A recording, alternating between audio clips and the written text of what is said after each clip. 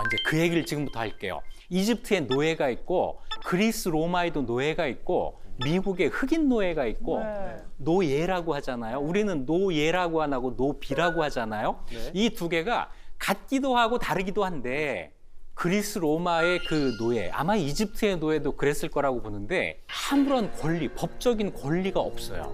그냥 물건입니다. 살아있는 도구, 아무것도 아닌 것. 하지만 우리 노비는 좀 달라요.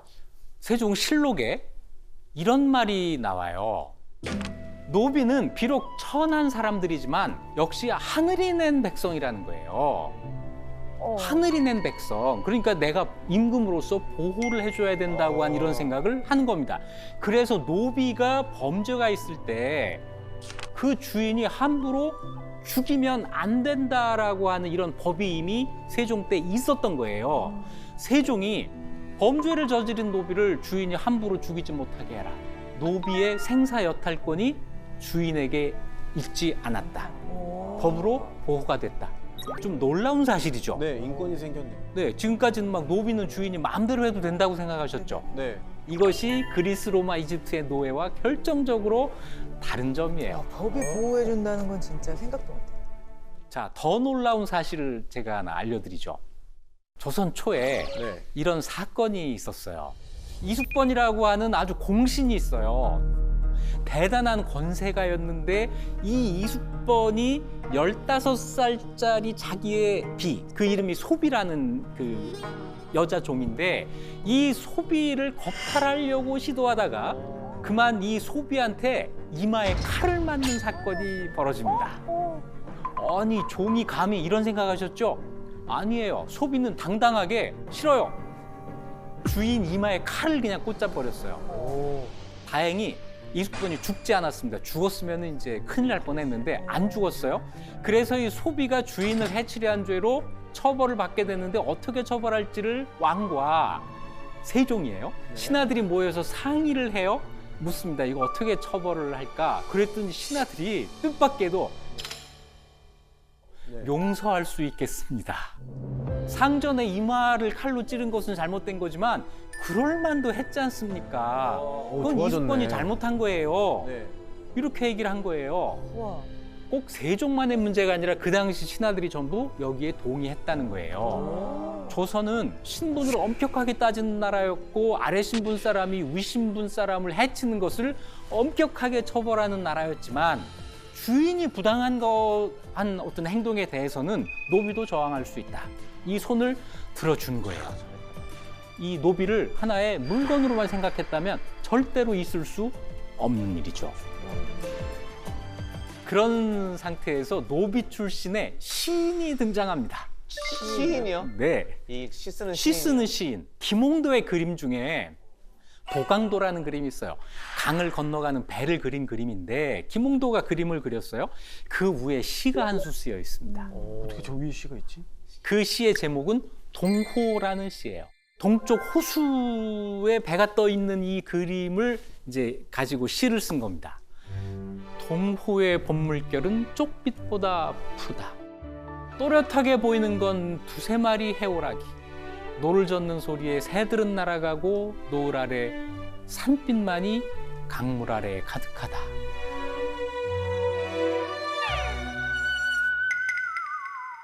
자, 이해가 안 되시죠? 네. 자, 봐요. 어려운 시죠. 네. 이렇게 어려운 시를 노비가 썼습니다. 이 노비의 이름은 정초부.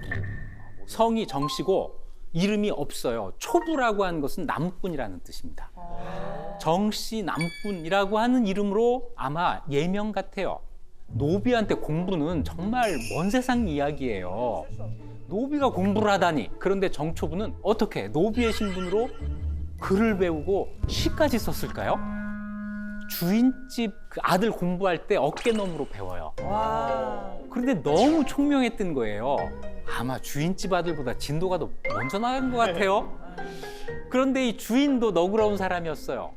이걸 뭐라고 하지 않고 그냥 공부를 하게 만들었습니다. 같이 공부를 하도록 해줬는데 당대 저명한 시인들의 작품을 모아놓은 병세집이라는 문집이 있는데 거기에 정초부의 시가 무려 11편이나 실려 있어요. 멋있다. 재능이 어마어마했네. 네. 재능을 죽이지 않고 살릴 수 있던 거죠. 이게 중요한 거예요. 자, 그 주인이 여춘영이라는 양반이었는데 여춘영은 정초부를 친구처럼 대했다고 합니다. 멋있다. 와.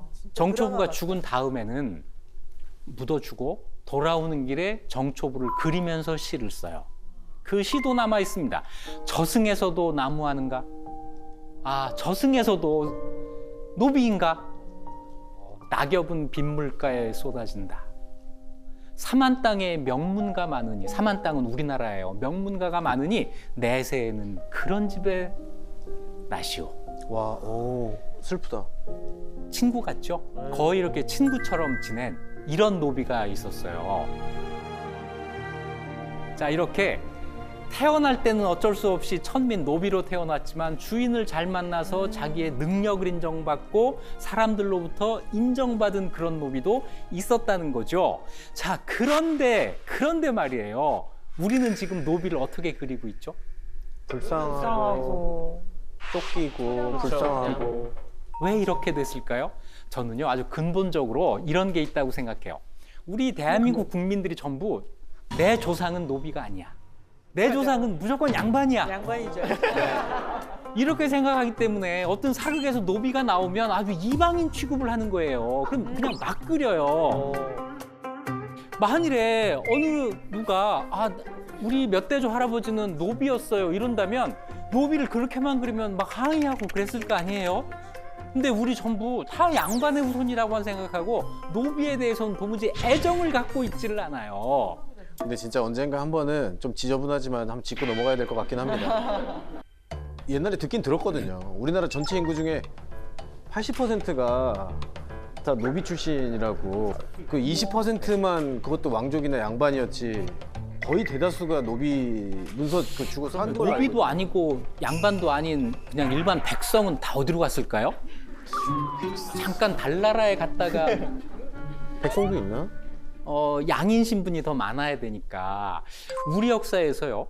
노비가 가장 많았던 인구 구성에서 가장 많았던 때가 17세기 정도. 그때 전체 인구의 30%가 되지 않았을까 해요. 30%. 자, 80%보다는 적지만 네. 생각보다 좀 많죠.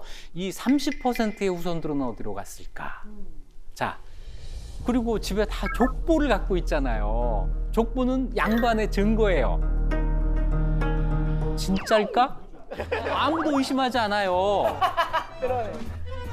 솔직히 다 아시죠? 다 진짜는 아니야. 이건 아세요. 그런데 내 거는 진짜야. 은 아닐 거야 이렇게 생각하죠. 가슴에 손을 얹고 한번 생각해 보세요. 조선시대 노비들은 성이 없었기 때문에 족보도 만들 수가 없어요. 족보가 없는 사람도 지금 있어야 되는 겁니다. 그런데 우리 다 있으니 이게 어떻게 된 일이죠?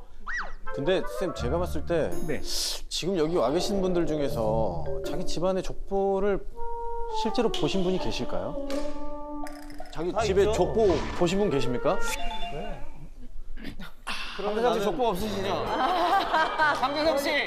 현전을! 개구리 씨! 나만 개구리야! 개구리 씨 족보 없죠? 실제로 본 적이 없는데 족보 본 적 있어요? 있죠. 자, 노비 후손들 어떻게 됐을까? 못 봤더라도 있다고는 다 생각하고 있잖아요. 네. 자, 우리의 조상일 수도 있다. 난 아니겠지. 자, 애정을 가지고 난 아니겠지. 노비 공부를 한번 해보시죠. 노비는요, 그냥 다 똑같은 게 아니에요. 누가 소유하느냐에 따라서 두 가지로 나뉩니다. 국가에서 소유한 공노비가 있고 개인이 소유한 사노비가 있어요.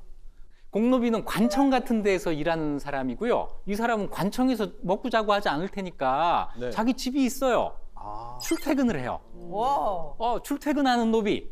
놀랍죠? 네. 당연히 출퇴근을 해야 됩니다. 우와. 장영실.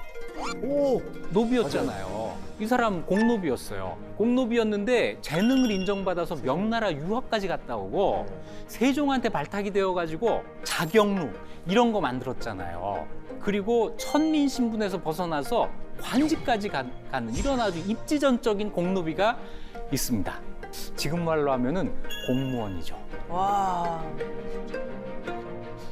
좀 더 재밌는 얘기로 가볼까요? 춘향전. 춘향전 어때요?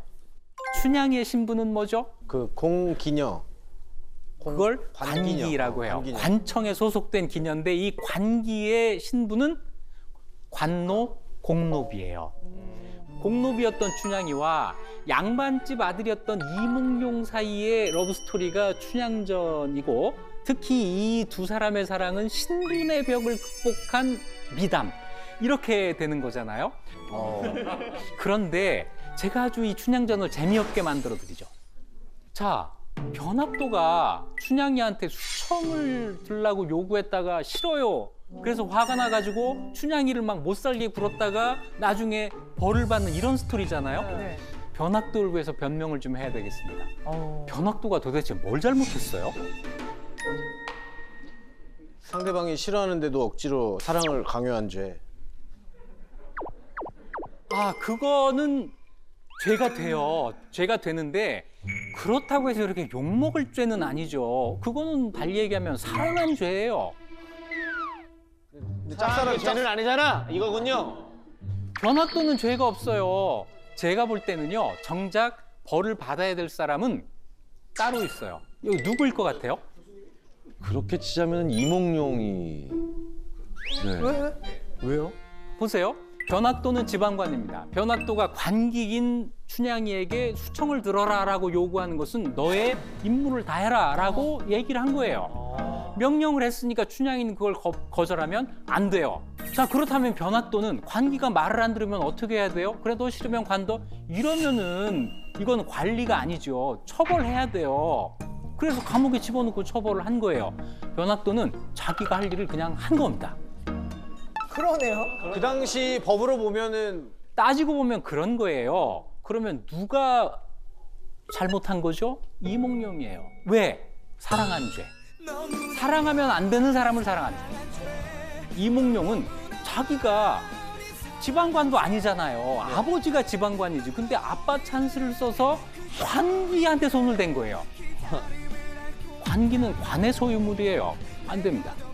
그렇다면 100번 양보해서 사랑인 죄가 없으니 이몽룡이 그럼 어떻게 했어야 되냐? 이몽룡을 한번 좀 구해봅시다. 이몽룡이 이렇게 했어야 돼요. 남원을 떠날 때 아버지한테 사실을 고하고 제가 이 여인 없으면 못 살겠습니다. 그래서 아버지한테 돈을 받아다가 관청에 납부하고 춘향이를 관기의 그 장부에서 지우고 그리고 데리고 갔어야 되는 거예요. 그래서 결혼을 하게 되면 첩이 돼요. 관기이기 때문에. 이것이 이몽룡이 할 수 있는 최선인데 이몽룡은 기다려 그러고 간 거예요. 나쁜 놈이네. 그렇죠. 파렴치한 놈. 아버지한테 안 혼나려고 하고 자기 집 돈 안 쓰려고 하고 그냥 아우, 좀 찌질한 사람이었네요. 공노비에는 관기 같은 것도 있다. 관노, 공노비 얘기 또 하나 해볼까요? 세종대왕.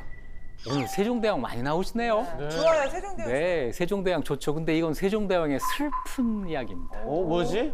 네. 세종대왕 임금이 되셨잖아요. 근데 세종대왕의 장모와 처제들은 어떻게 살았을까? 떵떵거리면서 피바람이 불어요. 왜요? 왜죠? 태종이 죽고 세종이 왕이 된 게 아니라 태종이 살아있을 때 아들한테 왕위를 물려준 거예요. 물려줘 놓고 이 아버지가 아들을 계속 감시를 해요. 그런데 여기에 걸려든 사람이 세종이 아니라 세종의 장인이었어요. 심온이라고 하는 사위가 왕이 되면서 동시에 영의정이 되고 그러면서 중국 가는 사신이 돼요. 세 가지 경사가 났다고 막 좋아하고 있었는데 심온이 명나라로 출발하는 그날 서울 도성이 텅 비었다는 거예요. 왜? 사람들이 전부 심온을 배웅하는데 어머. 나가는 바람에. 이걸 보고 태종이 가만두면 안 되겠다. 그래서 이 심온이 명나라에서 돌아오는 그 길에 바로 붙잡아다가 서울로 압송해서 죽여버렸어요. 영모. 영모의 혐의를 씌워서 사돈집을 아주 도륙을 내버립니다. 그리고는 세종의 장모는 관노를 만들고 처제들이 있는데, 그러니까 세종의 왕비의 여동생들 역시 관노를 만들어요. 세종이 왕이 됐는데도 아버지가 그렇게 한 거에 대해서 이런 반부 말을 못해요. 효자라서 정말 세종이 답답할 정도로 아버지의 이 처분을 그냥 받았습니다. 그래서 관노가 되는데 관노가 이제 어느 관청에 배속이 될 거잖아요. 이 관청의 책임자는 정말 난감했을 거예요. 조선시대 변방에 어떤 관리가 귀향을 가잖아요. 그럼 귀향 그 사람을 관리하게 된 지방관은 정말 난처해지는 거예요.